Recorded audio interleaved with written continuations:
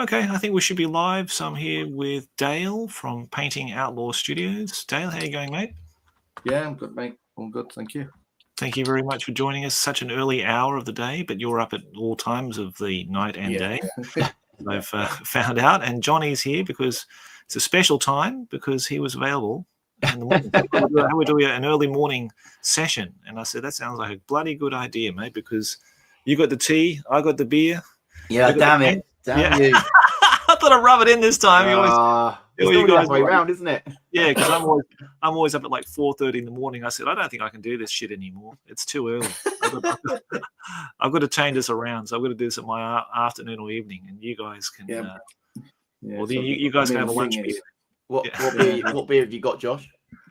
It's nothing special. It's just the cheap stuff. Sapporo Gold Star. It's just the El Cheapo beer you can buy here in a 6-pack, and I've got the good stuff. I've got the good Sapporo Black Label downstairs, and my wife said yesterday, as I got this out for dinner, she said, "What happened to the other ones?" Because we got gifted some, and I said, "Well, I drank them.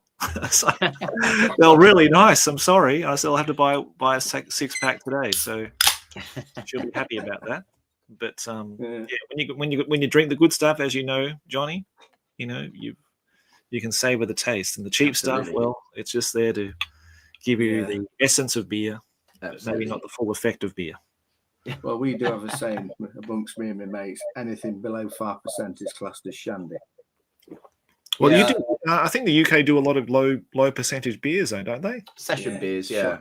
Yeah, shocking. Right. If it's below 5%, it's shandy. Yeah. Well, I'm glad you guys can come in today, and then obviously Jonny can meet you too, Dale. Yeah, nice to meet you, Jonny. Yeah, and yourself, Dale. I've been watching your YouTube channel as well. Oh, brilliant. Thank you, mate. Yeah, I subscribed to it quite a while ago. So good stuff. Just come out of the dark and discovered that Luddites can work YouTube. So. Yeah. It's a crazy world out there, mate. Yeah. Yeah, I mean, I'm lucky enough to live in the Lead Belt, so. Oh, yeah, you're up in Nottingham, are you? Yeah, Nottingham way, yeah. So I get a chance to go to, Mordor or Games Workshop, if you want to call it that. And then we go to, obviously, Foundry. I went to Bring Out Your Lead, which is pretty cool. Yeah. Well, I popped in on the Friday. Yeah. Do you go to any gaming clubs up there? I founded a club quite a while back. So I used to be part of Mansfield Wargames Club, and we had a group of lads join a number of years ago that ended up becoming the Dragon Slayers. Okay. And they used to do all the tournaments, and I went to fan of tournaments, to be fair, just to play for fun. They got quite large, and they used to meet sort of same night as us, and it sort of became the tail was wagging the dog and not the other way around, because it was actually our club. So I left.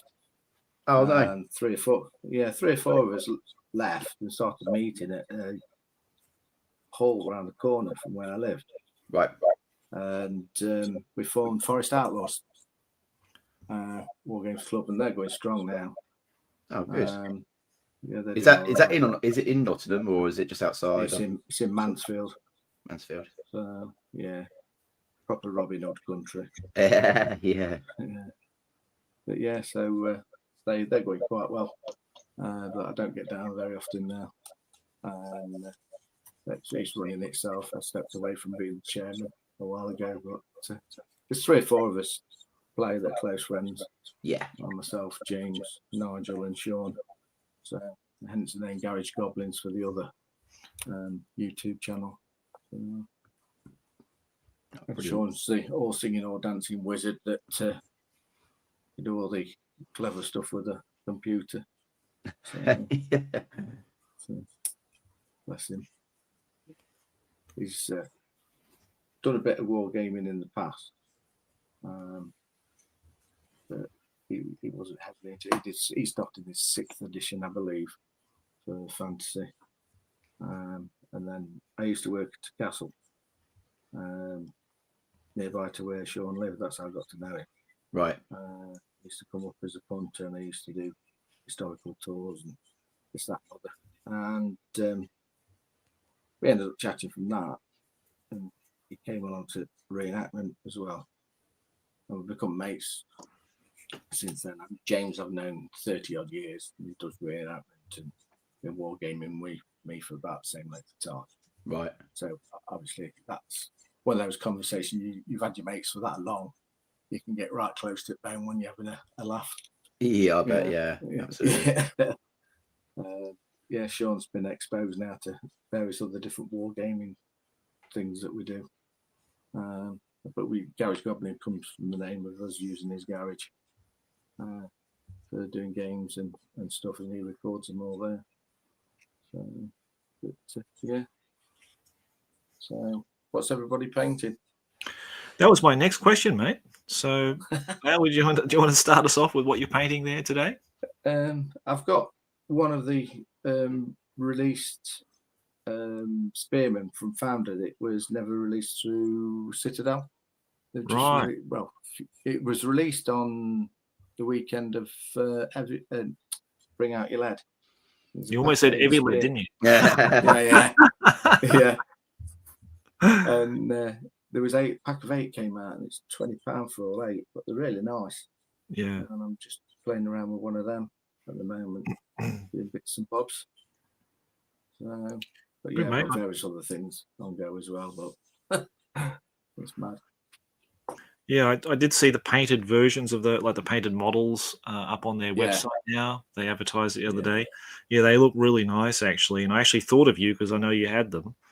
Yeah. And, they are quite but so they're beautiful models. Yeah, I've got a load of the old ones that came out in the late 80s that were more like 100 Years War ones, more historical looking Bretonians. Quite a lot of them, and these fit lovely with them, to be fair. Nice, mate. Good stuff. Okay, how about you, Johnny? Were you doing your Call of the Crown stuff, mate? No, I can't, because I finished my unit. I finished my my October's pledge. Well, it hasn't stopped me. I'm doing mine now. Oh, I thought you had to wait until the next month. Well, if you don't say anything, I won't say anything. We've just broadcast it live, mate. You're in trouble. He's out. No one's here. No one can hear anything. He's not allowed. Disqualification, mate. All right. Absolutely. Okay. Fair enough. Well, I might change then. You might go to that. Yeah. But no, time is of the essence. I was just painting an orc. Standard bearer. But I might change. If we're allowed to do that. I thought that weren't against the rules. Well, I mean, you're probably not supposed to, but in good sportsmanship. But hey, when you've got very limited time, and I've got to paint a shit ton of Black Orcs. Yeah. So, brilliant. Yeah, I'm just painting a standard bearer. Oh, your Orc standard bearer. Okay, cool, mate. Yeah, nice. I'm sort of trying to do these guys as and when. Cool. So I get these dice done. I've got a pretty substantial Orc and Goblin army, which I'll have to sort of do like a showcase on once it's finished. Yeah, that'd be nice. I'd like to see that, mate. Good. We've got mate Camillo from Canberra.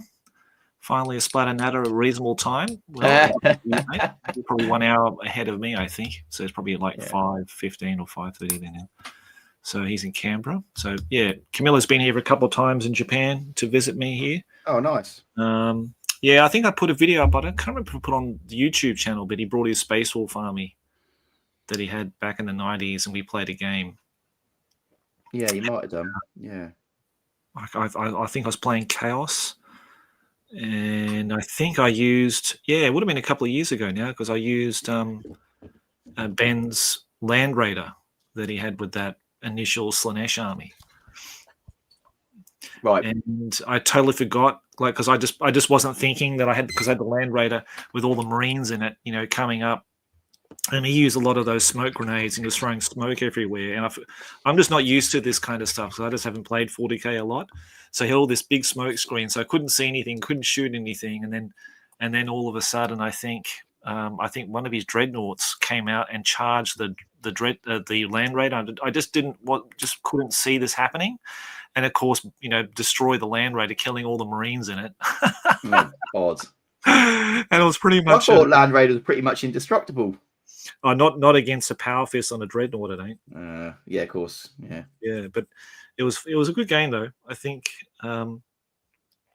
he does want to try to give me another game next time.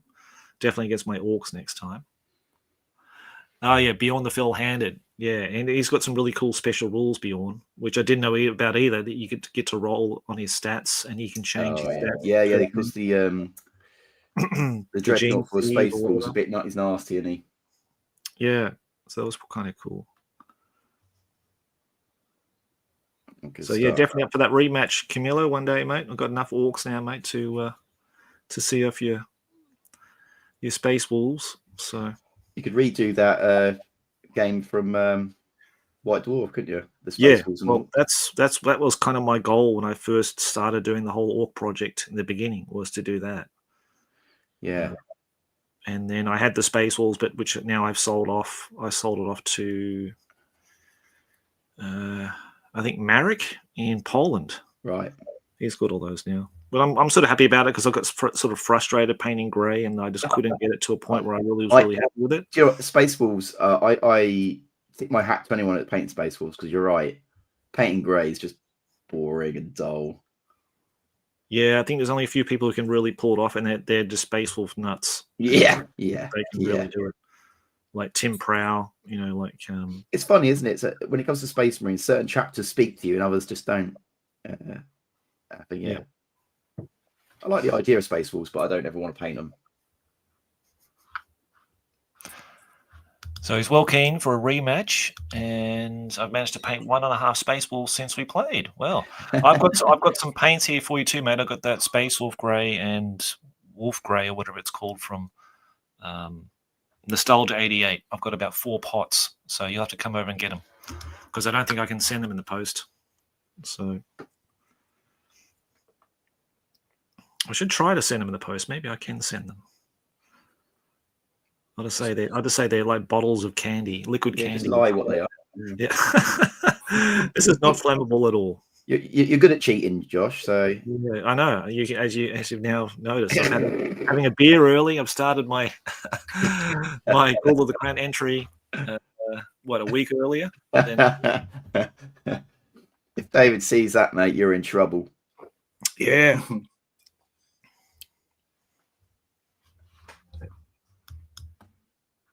There's only a few people who pull off the Space Wolf Grey, and most of them are Darren. Yeah, Darren Latham's Space Wolves are fantastic. Oh, yeah, he's good at everything though, when it comes to painting. So, did I ever tell you that story about Darren Latham's Space Wolf army? No. So it looks like he sold it to someone. Yeah, like back in the day, back in the 90s or whatever, he sold it to a friend. Yeah. And then his friend sold them on to a guy in Australia. And the guy in Australia, he had them. And then Darren maybe posted something on Instagram saying, if only I could have those original Space Wolves back, I'd be so happy. And blah blah. And then that guy, I did some painting lessons with him back in the day. Yeah. And he messaged him and said, "Yeah, I've actually got them because I've got all the original boxes and everything." And he sent them without having to pay a cent. He sent all that stuff back to Darren. Jesus. So he's got. I think he posted something on Instagram with you could see all the boxes and everything and all that. And obviously he mentioned the person in Australia that sent it to him. But wow, what an amazing turnaround! He had him by the nuts. He could have got him for all he's worth. I was going to say, it must be worth an absolute fortune now, that army. But I thought it was a really, really kind gesture of that guy to do that for Darren. So absolutely, yeah.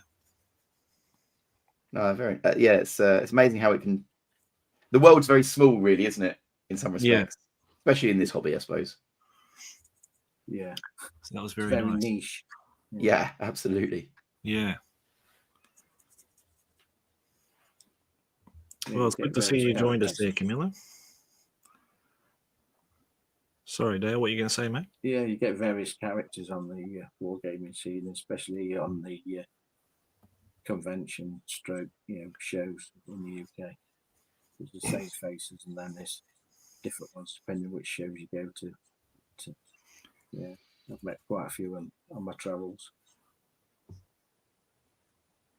So Dale, did Josh say that you've got a YouTube channel? Yes, I have. Yeah, Painting Outlaw Studios. And so you could just give us a little sort of overview of what it's about. I suppose it's painting, I guess. By the sounds of things. I do some painting on it. Yep. I've just got into showing off some of my collection of Warhammer Fantasy Battle. Some of it is that old. It's got dust about 3 inches thick on it. So I'm one of those sad anoraks that's got every edition of Warhammer Fantasy Battle. Amazing. And the Forces of Fantasy as well. Because the Forces of Fantasy and first Warhammer Fantasy Battle were very close in release. And your toughness was A, B, C, or whatever. It wasn't, wasn't numbers, straightforward. Yeah. Well, if you want to see Dale half dressed and yawning a lot, then you've got. Yeah, well, that's a unique way to present yourself. Yeah, Dale. Yeah, but it got me a couple of subscribers. I had one person subscribe. I durst to go topless while painting, or words to that effect. Yeah, only fan. You're on the wrong platform, Dale, mate. Yeah, only paints. Yeah, you're selling yourself too short there, Dale. You should be asking more money for that. But you've done a ton of videos. I think, like I said, I think you're just doing too much, mate. You're just doing way too many videos a day. Like you're doing about 3 or 4 a day. Bloody hell, really? Yeah. You've slowed down a lot now. So that's going doing that many videos a day. It's called not sleeping. Yeah. So, it's like get him in before the wife comes into the living room, because I'm now painting the living room. Because the grandson comes up and he's getting too old now, or too long to be in his like cot type thing. So I've got to move everything out the spare room and box some stuff up and create space for a bed in there for him. So, being a responsive adult, just a responsible adult, you have to do these things with kids. Unfortunately, if it were left to me, there'd be a shed on the back garden with a light for him. But well, not going to your house, mate. To stay. Yeah, jeez. Yeah. Character building lessons for kids. So, brilliant. Yeah, I mean, I did start off doing it for 40mm figures. Right. But so sort of historical stuff. Yeah. And it was like there wasn't much traffic. Yeah. That's really niche. And there's not much to pull off from various manufacturers really without ordering outside the UK. And then obviously I've been doing stuff for years to do with Fantasy Battle and historical stuff. So I thought, well, I'll open it up to that. Yeah. So that got me more subscribers. At the moment, I'm tending to do a bit more of the fantasy stuff than I am historical. Yeah. But as Josh said, I was doing quite a lot. And it's trouble. I don't know much about the algorithms, but everything's changed so much even since I've been on. And if you don't put content out there, it doesn't get spread that easy, or I don't know. It's just there's some strange. It's a tough game trying to get yourself seen and that. Yeah, I mean, I'm enjoying it. That's it. I don't know how these people can do it full time for a living, because they must be strapped to the chair. And Josh, what's it like, mate? That's why I'm doing these live streams, mate. There's no editing. Yeah. No, I see it as a bit of an extension to the hobby. Like, it's a nice way to be painting and to show off your wares and stuff. And communicate with the community, because within the YouTube space, there's loads of people who want to be a friend and chat to you, like that's how I met Josh. You know, it's quite a lovely little community in itself, in its own right, as its own sort of weird little hobby as such, just doing videos and putting content out. You know, we're all, some of us are really good and some of us are not so good, but it doesn't really matter. Everyone sort of chips in, comments, and says nice things. It's a nice little community. Yeah, and you've got my Luddite channel for no frills. I've not got a clue to do all this strange electronic stuff. Most of the time, all you hear is blue air behind the scenes, trying to work things out. Well, I'm surprised I managed to get this working and up and running. You know what I mean? Absolutely. Looks like you're doing just fine. You got all those videos out. Yeah. Well. Same as say, I've done a lot on, the original journals that came out in the 80s. Did flick through on those. Just about to start doing a flick through of the books for Warhammer Fanzine, about the second edition that came within the box. I've got the Macbeth scenario box set and another one. Bloodbath at Lux Drift as well. So I should be doing one on those. I did a couple of videos of my journey through Wargaming, how I started and stuff like that. I've done 3 of those. I might be doing a 4th one because I can expand, because I've been daft enough to get figures sculpted for me and start, some figures, for myself. Put into pre-production molds, and some were in production molds. So I might do a bit on that, give people an insight of how much things actually cost. It's quite funny because I've got a Facebook page for those figures, and somebody asked me, how much would I sell them for, blah blah blah, and I've got a few goblins and I do my packs full, and this person private messaged me, asked me how much they were going to be, so I gave him the price if he wanted some, and he says they're a bit expensive. Bearing in mind there was 4 figures for 10 quid, including your bases thrown in and what. And I thought, honestly, mate, you haven't got a clue what goes off in the background for it all. I mean, to have one of those sculpted, was costing me, around £100 per sculpt.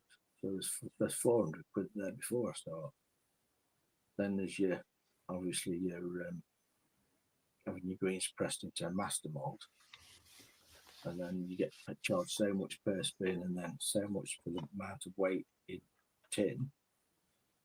And then if you go from there to having a production mold made, there's more money and cost involved in that. And at the time, I think it was about £20 a kilo for metal. Well, that shot up stupidly. I think some companies that cast stuff for you might be charging about £50 a kilo. That's before you even try and sell on to anybody. So, gone are the days where you can do big favours for people. But I've mainly done them for myself. I've got 6 trolls. I had them off of Macrocosm Miniatures. Chris runs that, and he does all my mold making. Bought a range of multi-part dwarves off him. I'm going to get them put together to remaster them. I have put some of them together myself, but it's a lot of drilling and pinning to make sure they're secure. There was those that I had off him. That cost me a bit of the whole range. I can make something like 24 different combinations from them. And then I've had some more dwarves sculpted for me. I've got one that's already done as a metal. And I've got about 6 or 7 that I've got to put through to make a master mold. Do you come up with your own sculpts? Do you sculpt? Do you? I don't sculpt. I get them sculpted for me. Okay. I haven't got the patience. I've done a bit of sculpting in the past, through conversions and stuff like that, added arms and stuff like that. But yeah, it pushes my boundaries for patience. Yeah, it's far beyond my skill. I can't do it. Yeah. I mean, I've been quite fortunate in some respects through getting to know some of the people that I know. Some of the people that are quite relevant in the hobby. I say we live in the right area for it. Well, I've been lucky enough. I've known, I don't like to name drop, but I know Dave Andrews really well, who still works for Games Workshop. Yeah, he's a very good friend of mine. And my painting sort of came on a lot better through. I used to go around and see him once a week or once every fortnight, and he'd be sat beavering away painting because he's that's what he does. It's his hobby as well as his work. And I used to just sit there watching him and asking him questions. And I used to say to him, "How do you get it that good?" He says, "Look," he says, "I can tell you how to paint." He says, "But I can't show you how to paint as such." He says, "The best thing you do is watch what I do and go home and just paint and paint and paint. And the more painting you do, you'll get better at it." Yeah. So that was his advice. But I used to learn how to quite quickly use his 3 colour system that he uses for bringing figures up to scratch. And he's an amazing bloke. He really is a nice chap. He's not big-headed right like that. He doesn't use Games Workshop's thing for him to get further in life, or he's not big-headed, if you know what I mean. He's always willing to share his knowledge, where there's some prolific painters out there that won't. So as I say, obviously through knowing Dave a number of years, I got to know some of the staff that worked at GW. Sure. I used to know them when they had the offices in Nottingham, below Castle. Oh right, yeah. So when I ended up going in once, checking some of the Bretonians in that I had at the time to be photographed, but it was in the transitional period of the editor before Paul Sawyer. Paul Sawyer was just taking over, so I sort of like got quickly passed over and whatever. It was like bizarre. I went in for an interview and I got interviewed by somebody who hadn't got a clue about painting. Do you know what I mean? Like in a typical person that was full of himself because he worked in the office. Yeah. Unfortunately. I don't hold any punches when I'm talking about folk. So anyway, they took the figures off to be photographed. And it's when all the design studio was upstairs. And seriously, the figures got took away to be photographed like. And the guy who did the photography for it went through to design area and spoke to Dave.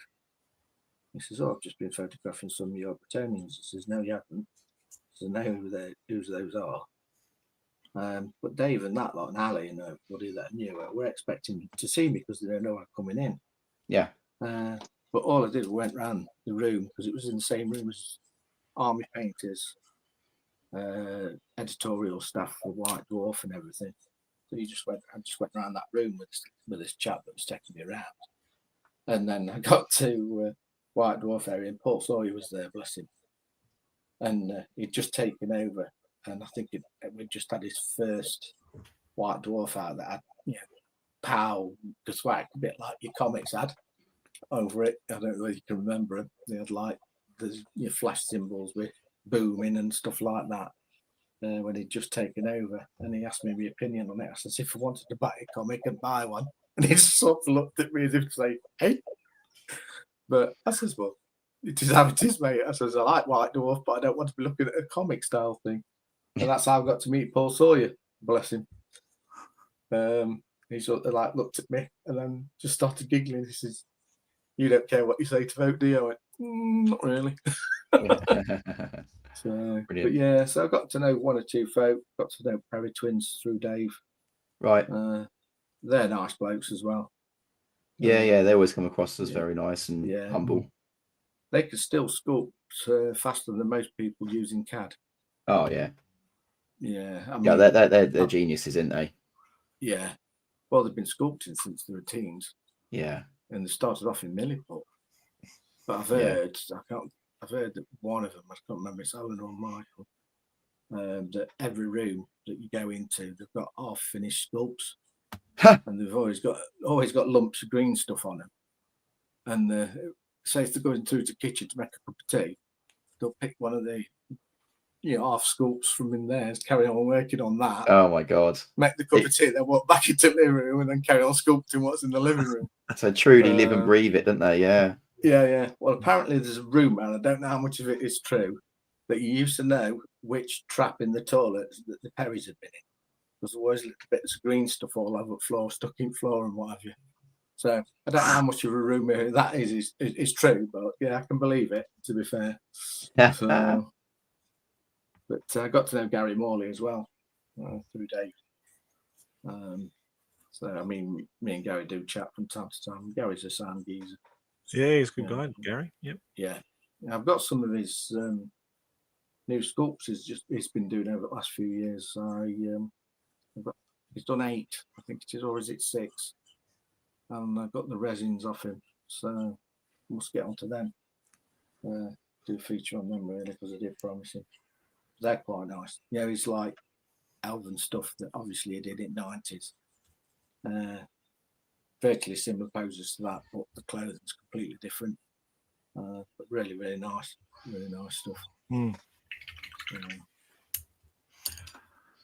Excellent. Well, we've got Colonel Billington, and he said Kim Seinberg is the Space Wolf 40,000.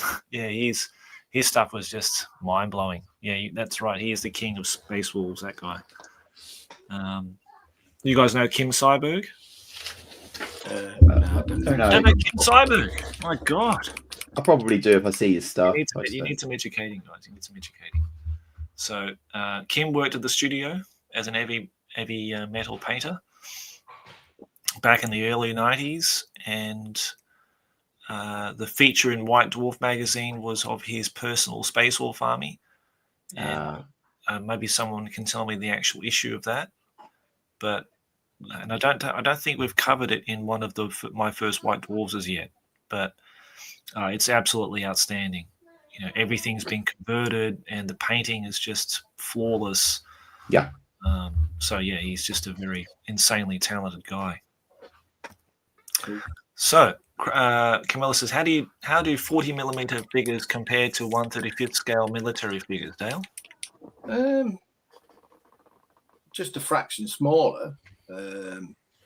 But to be fair, the stuff I've got a couple of figures from Gringo's 40, which are the Mexican-American War from 1846. And they're nice and clean. You have to glue the heads on because he's done various different heads you can put in. So, yeah, it makes them all look slightly different. Some of the weapons you have to stick on, like the rifles, muskets, they're joined usually at the wrist, or just one of the arms has to be put into a lug and then across. But yeah, I don't mind painting them. To be fair, it's not much different to painting a 28. They're all right. I mean, there's various different periods you can do out of that, but prices aren't silly neither. I think on average about £6 to £8 for normal rank and file, and they're all solid metal. I've not come across anything that's shabby, to be fair. It was one of those things I was thinking of doing the demo game in it, because I was always inspired by a gentleman who's passed away, bless him, not long ago, Ian Smith, and he won several awards with his 40mm display games. Right. Salute and at Partisan. And he was a really nice bloke, and you could message him and he'd pass you all sorts of advice on, and cheats how to do this, that. It was one of those that was friends. I don't know whether you know the name of Peter Gilder. They were quite prevalent years ago, weren't they, in the wargaming circuit? And he learned to convert figures like they did. Right. So some of the 40mm stuff he'd done, he'd take several different ranges of figures and come out with something different. You know, he was a really nice bloke, he was. Now, Peter Gilder, there's some kind of foundation, or there's some kind of place that you can go to play war games using his models or something, isn't it? Yeah, it's Peter Gilder? War Game. Yeah, it's War Games Weekend Retreat or something. That's right. So I think it's in North Yorkshire, or still used to be. And you could go and play like a large game. It's over 3 or 4 tables sometimes. In like something like 6 foot, maybe a bit wider, up until 16, 18 foot long. And then behind that, there's another table same size, which is the expansion of it. Yeah, you take a whole weekend. I've not done it. Some of the guys that used to be in Mansfield War Games Club, the older guys, they used to go quite regularly. But it's large Napoleonic games and things like that. But apparently they used to enjoy it. So you get somewhere to stay, your food, this, that, and other. So all included in the price, which is pretty cool. Yeah, I think I heard Henry Hyde talk about it in his podcast and everything. Yeah. Battle Chat. So that's cool to see that that's still going on and people are enjoying the weekend big games up there or down there. So it's Josh. It was issue 185 apparently. Yeah, that's right. Dark Mechanicum. Thank you very much. That's with Kim Seiberg's army that he had featured in that White Dwarf 185. Absolute classic. Let's see if I've got that one and have a nose through. Have a look. Stop Motion Gamer 1728 says Dale and gang are so super cool. Oh, Johnny, thank you. Dale, there you go, guys. You've been anointed as super cool now. Tell the missus. That's you want your super cool badge placed upon you. We can pin it to your shirt. But thank you. That's very nice of you, Stop Motion Game. I haven't seen you pop up before, so thank you very much for joining us. In fact, I was kind of surprised how many people were here. I think most people are going to work now. So that's only fair enough because that's true. Yeah, I forgot. It feels like a Saturday. It's not, is it?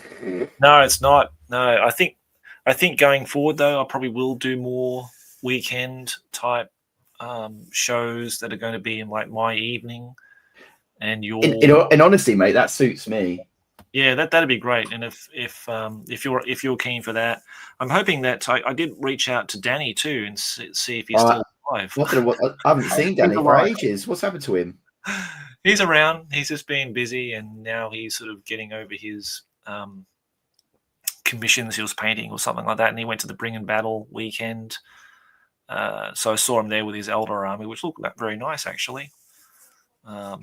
So. Yeah, he's still around, so he might be coming back at some point as well. So he'll be back to the trio plus a guest as the fourth chair, which would be nice. That'd be good. And, I'm sure we'll have Dale back on again at some point in the future, and keep spinning that chair around, and whoever's available and free at that time of day, maybe even some of our American viewers as well would be available, which would be nice. Yeah, cool. Yeah, absolutely. So Camillo says, put me on, coach. Okay, we'll get Camillo on at some point so we can talk Space Wolves at length and 40k. And Infinity is the other thing that Camillo is really into. That we were both into, actually. How we met, actually. That's how we met, playing Infinity. We'd love an excuse to paint another 0.375 Space Wolves. Okay, mate, well... Sounds like a good idea, mate. The old paint, chat, splatter, natter. That's what it's there for. So, cool. Yep, get your paints out and brushes and paint with us. Now, I don't know how much longer you have, Johnny, to paint today, mate. Have you got a time limit that you're working on, or daily? I've got to be a little bit careful. I've got to be a little bit careful. What is time now? It's nearly. What time's it there now? Nearly 8 o'clock. Okay, 4 minutes to 8. So I said we'll do it for about an hour or something like that. Yeah. I'm good at the moment though, but yeah. Well, at least let me finish my beer. Once the beer is finished. Absolutely, mate. What beer are you drinking tonight? Oh, just some El Cheapo Sapporo Gold Star. That's I'll tell you one thing. If you manage to find it, it's a company that produce a wheat beer called Orange Boom. Oh, Ranger Boom. I know Ranger Boom. Yeah, Ranger that Boom. is really good stuff. Yeah, I they actually remember. sold it here, mate, in our local supermarket. Me and my wife went in one day, and they had like a massive crate of them, like all these cartons stacked up. So we used to buy them through the summer. And to be honest, I had never drank a Ronja Bone before, and I saw it was obviously as a Dutch beer, and I'm my Dutch heritage, I'll definitely drink anything that's Dutch. So yeah, we drank it. I really enjoyed it. I thought it was a really nice beer. But then they stopped selling it. So I think they must have bought in a certain amount and then they sold it. And once that was that, we may not see it again. They've had a couple of beers here from Holland as well, but they've sort of come in and sort of drifted out very quickly. So maybe it's just like an experimentation. If they sell, but I think they sold most of that Orange Bone. It's good stuff.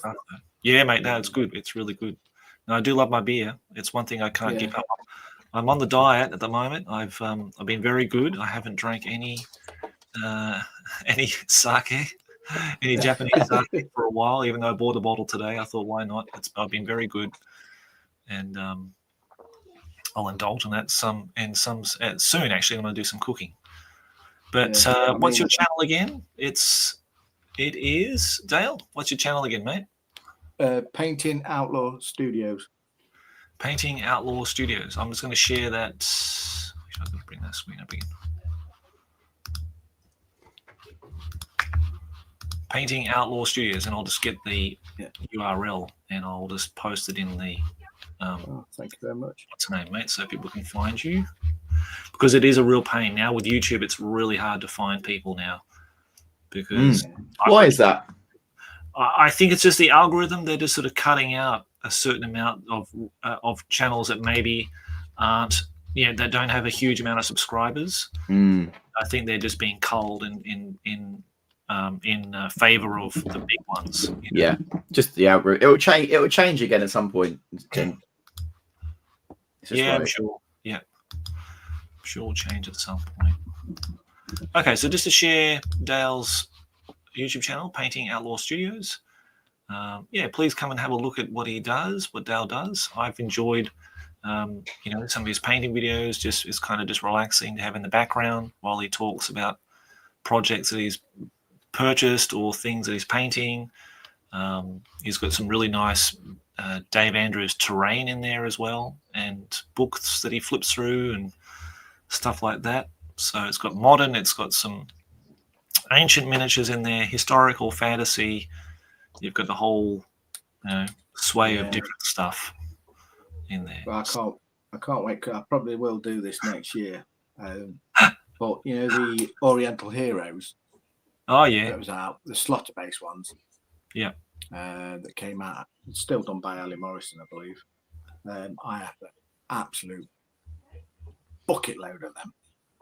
I've always wanted to do a Nippon army. So I think it might be next year to get them out and get them started. So, okay, well that'd be good, mate. Hopefully you can get that off the ground. I know that we talked about it just before we went on air that it's hard to concentrate on one particular project, for a very long time. But if you chip away at it, I'm sure you'll get you get through it at some point. I think it is with me. Over the years, I've done that many armies and concentrated on them, but now it's like it feels like a chore, if you know what I mean. Even though it's a subject that I'm interested in, it's like you get so far and it's like I've got to put it over to one side, but then you leave it on your bench while you've got something else started, and it's like, hang on, I've got no room left on my bench. I need to remove something. So, but I think all wargamers are guilty of butterflying, as I call it. Yeah, we don't have that problem, do we, Johnny? No, not at all. No. We're very focused young painters. We are. Absolutely. That's why I need the Cord of the Crown to keep me going. Yeah, that's one thing, because I have been really wanting to see Ed's at Minisode's Epic video, the new Epic Space Marine video. Yeah. You guys may have seen it already, and I'm so happy that he did it, the battle report. Yeah. But then again, I haven't watched it because I know if I do watch it, that's it. I'll just drop everything and I'll get my other epic stuff out and I'll start painting that and be completely distracted. Yeah. So I've got to stay focused because I do have like someone coming over here from France to play a game of 4th edition with me. Right. So I've got to really concentrate on making sure I get everything prepared, all the miniatures painted and terrain set and everything done so we can film that and make it a really, pretty spectacular video for everybody to watch. So I've got to stay focused on that and the Call of the Crown challenge. I really want to get a lot of these miniatures painted. Yeah, So, I just don't want to fail that challenge. I don't want to say I'm going to do it. Me too. Yeah, I've been guilty of that, of getting 4 months in and then dropping out. Yeah. So I don't want to disappoint myself more than anybody. To be fair, I feel like I've gone with an easy army with the undead. They're not particularly challenging to paint. Yes, that's true. Well, apart from things like banners, we're a little bit more intricate, but that doesn't matter. So Camilla says, I spend more time with a miniature while it is being painted than when it's done. The journey is the destination, as they say. Yeah, I agree with that too. So, but anybody who wants to add any questions, I know there's a few viewers now, so thank you very much for coming in to say hello to myself, Dale, and Jonny today. If you do have any questions for Dale or Jonny or myself, please say hello. I've got my different glasses on. Sorry, I have to put you on the screen here. Blair Oakley, 3015. G'day all. Must be an Aussie with Oakley sunglasses and a name like Blair. That sounds like an Aussie to me. Could be right there with a good day. So thanks Blair Oakley for coming in and saying hello. It is a different time, and hopefully we'll have more of these particular times. I just can't do 4:30 in the morning, guys. I think I'm getting to a point where that's just really throwing me out of whack through the day. That's fair enough, mate. It's pretty early. Yeah, it's pretty early for me, mate. So he said, I found my stash of Space Wolves today. Seems like 4,000 points. Great find. Yeah. That's awesome. Are you in Australia, mate? Are you in Australia? I think you are. Maybe you're in the ACT where Camillo is. Maybe you can have a Space Wolf versus Space Wolf battle at some point. Now, I hope that this weekend, I'm going to work on it after our chat today and this evening, working on the next battle report for 2nd edition 40K. And I hope to have that out on the weekend for everybody, on about Sunday. So I hope you guys who are 40K enthusiasts enjoy that battle report between Stu and Will. So it's been really nice to film something that I'm not involved with. I think it's much easier and better to film something like that than rather having to try to film something and play the game at the same time. Yeah, it's tough, isn't it, doing that? Plus, you see me lose every time. I mean, I think I can bet on pretty confidently before they even watch the video report that Josh is going to lose this by like 10-0. And they're generally pretty right. So Blair is in central west New South Wales. Okay, mate. I hope you've got some people there to play with, because I can't remember where Carnifex is. Like that's Ben and Emil, because they play in a club, but I think they're in South Sydney. I think. Not sure, but they've got their own games club and they play all different kinds of 90s games there, like 2nd edition 40K. So if that's something you're interested in and finding out more about Blair, then go and check out our Discord group. The link for that will be in this video description. Go and click on the link and you'll find people that you can go like a player locator, and you might find someone in your area that's I have to travel 2.5 hours to 3 hours to Sydney for a game of 2nd Ed 40K. Okay, so yeah, all right. So you've obviously in the experience of doing that. Every game you lose, you win in experience. Well, that's true. But if you think I've learned anything in my experience, you'd probably be wrong. I tend to repeat the same things. Probably because I'm not playing the army correctly. That's why I play Orc and Goblins. Just throw everything you've got at them and just see how it goes. Absolutely, mate. They're always a laugh to use Orc and Goblins. Yeah, I had a great time because when I was in Australia, I got to play 4th edition with my good friend Todd, and we haven't seen each other for like over 30 years. So we got to play 4th edition like we played back in the early 90s together. And I used his Orc and Goblin army. And it was an absolute hoot, you know. Yeah. And he got to play his wife's Wood Elf army. And it was so funny. He goes, Josh, why did you get me to play Wood Elves? Fuck Wood Elves. I said, you gave me a list of armies you got to play. And I said, out of all that, I thought, Wood Elves against Goblins would be a really good, fair matchup, actually. And it was really funny. He was complaining bitterly about how much he hated the Wood Elves the whole time until at the end he thought, actually, these are pretty good. I might take these again next time. So yeah. We may have converted a Dark Elf player to a Wood Elf player by the end of that day. I admit, 4th edition and 5th edition for Wood Elves and High Elves, there were a lot of players at our club at the time that were playing those two armies. And the High Elves, if you got all that right, pointless putting your stuff on table if you're facing them. Some of the lads were doing that much tournament playing. It was just so hard to even have an enjoyable game.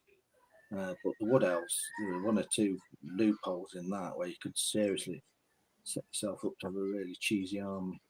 You're shooting at people for ages before they get anywhere near. The war dancers could never get me head around. Yeah, that was fucking funny. Todd forgot to put the war dancers on the table. His best unit. Yeah, I said, well, just put them on. He said, no, don't worry about it now. I said, okay, well, it's up to you, mate. Otherwise, if you put war dancers on there, and I've got virtually no archers, nothing. I had nothing apart from like doom divers and a rock lobber. I've got nothing, and spells obviously to target these things. I've got nothing to counter these bastards, and they would just hold me up the entire game, and just be a complete pain in the ass. But he did have some. Now the thing I overlook sometimes are swarms, and he had some spider swarms, and he had about 4 bases of those. And I thought, I'll take those because I know they're pretty good because they're pretty much unbreakable. And so he had his treemen, and I just charged them straight into the treemen and held them up for the entire game. So they did they made up their points basically for that. Yeah, swarms were pretty good for that. Just frustrating him completely. Yeah. For the whole game, that was funny. But it was good though. He had that, and I don't know much about Wood Elves apart from when I played Justin. He plays mainly dryads and treemen stuff. But he had that Falconeer champion guy in his list. Oh yeah. He's actually really good. Yeah. Like he's absolutely piss weak. I mean, he's got like 1 wound and toughness 3 or something like that. He's absolute rubbish. But with those falcons, he can actually target characters and units up to I think it's like 16 inches away, and do like these range attacks against them. I thought that was a really cool little gimmicky thing that he had. Yeah. There was some quite. I mean, it's been a while since I've played 4th and 5th. I played 5th a couple of times, just lately, but. There was some good characters in there, and then there was some characters that were totally insane. So power heavy. Yeah. And mental. I mean, I'll never forget when we were at club, we did a massive game with loads of us. I think it worked out. I'm not 100% sure, but something like 10,000 points aside. We had all day to play. Yeah. Where somebody turned up in a gash. And it so we thought, right, you cheesy git. And obviously, everything that was in range from our side just targeted Nagash with magic phase. And it didn't last very long on table. It was had that clear off, and his bloke just sat there face just dropped. I thought, well, bring yourself a piece of beard. You can have the beard back, mate. You know what I mean? Yeah, that's a thing. Yeah, but we started to play 4th and 5th where we didn't do any named characters, and you couldn't take any magic items or standards or anything over 50 points. Yeah, and that made it a pretty even game. And then to make it even harder, we would do games that were just 1,000 points. And yeah, they're really good. have to scratch your head. Yeah, I love 1,000-point games of 4th and 5th edition. I think they're great. I really prefer. Yeah. Actually, I prefer them because it's just because with the big games, and I think it happened during our game too. We played 2,500 points. You forget things. You forget about magic items. You forget about like he forgot about his wood elf war dances. You know, you just forget things. The bigger the game it is, you know. Yeah. It's like I've found these rules out for a Norse army, which is some bits and bobs I've been playing around with. Now, one of them was in the journals at the time, around the 90s, because obviously you got the Kislev ones that were in the journal, and then they did Norse ones. Well, at that time, down at Lenton, the lads were really good that were in the shop. You could order stuff as well, get it within so many hours, and they photocopied your stuff. And then there was another one that came out here that I managed to get from somewhere, which is an updated version of it for 4th or 5th. And there's some really good rules in that. And it's not overly powerful neither. I mean, it's like the secondary part rules of those Norse. You can either have a Yeti or a giant. You can't have both. Right. The Yetis are quite lethal in hand-to-hand combat, and then you got giants doing your normal thing. Yeah. You know, picking things up, chucking them about, and clubbing folk. You know, and then the first set of rules, you could only have one armored unit, which were your Huskarls, and everything else was all unarmored.